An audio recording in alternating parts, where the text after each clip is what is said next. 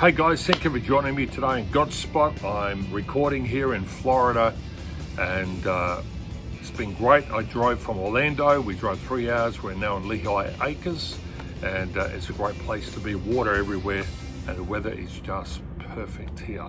So thank you for joining me today in Godspot. I want to talk about hedging. It's all about how you make people feel. Now, the parables of Jesus are found throughout the 4 Gospels. And these are stories that he would use, and he'd start stories about the widow, or the crippled, or the bird, or the sea, or the sower and the reaper. And he used his stories to illustrate truths. And what he was doing was hedging the conversation because he was considering his audience. He was thinking about who he's talking to, and he didn't want to get them defensive or offended.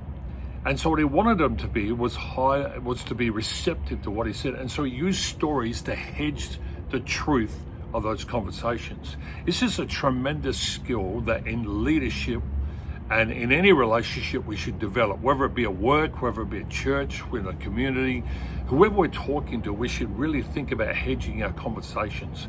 You know, if you're a person who has a reputation of being quite blunt or quite straight, and I occasionally have had that reputation, I must admit, this has really got me thinking today, is that you need to learn how to soften the conversation. Now, what you're saying may be true, absolutely true, but you need to consider who you're talking to. And the fact is, if the person gets offended and defensive and feels like you're attacking them, they're no longer receptive. And so the conversation, you should always consider when you're about to make a statement, no matter how true it is, think about hedging it. Think about softening it. It doesn't change the truth of the statement, but what it does, it helps the other person be more receptive, because really when you're talking to people, it really is about how you make them feel. They won't remember what you said more than how you made them feel. And so there's a number of phrases that we use for this. And I want to share them with you, phrases that you can use that can really help you hedge your conversation. The truth, one of the phrases is, it might be. It might be, ... Or I'd suggest, ... It could be. Should we consider? Or the word perhaps, which is what I did a Godspot on recently. The word perhaps, ... leaves it really open for a broader discussion. Another phrase is, it seems to me. In other words, it seems to me. It doesn't mean it's necessarily true, but it seems to me. Let's discuss this and unpack this. Another phrase is in my view, very similar. Or it might be useful to ... investigate this further.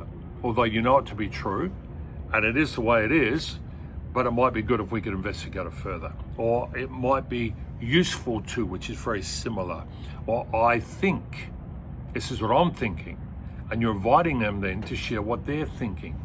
Another phrase is, it appears to me as if ... And finally, one option is, and then you leave it open to have a broader discussion with the person. They don't feel defensive. They don't feel like they have to defend themselves in any way.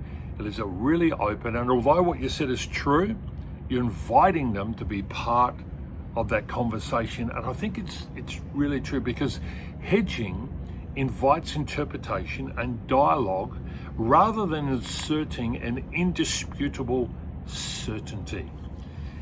It doesn't, when you use these phrases, it doesn't diminish the force of a statement nor lessen its honesty. What it does though, it gives the strength of the argument, stays intact, while the hedge lightly softens the boldness of the candor. And so what I'm saying is, when you talk to people, remember this. It's not what you're saying to them. It might be true. It's how you made them feel. There's a lot to think here, isn't there? A lot to ponder on. Do some good thinking about this. Hedging your conversation. Thanks for listening. Hit the like button, share it with someone else. Have a fantastic day.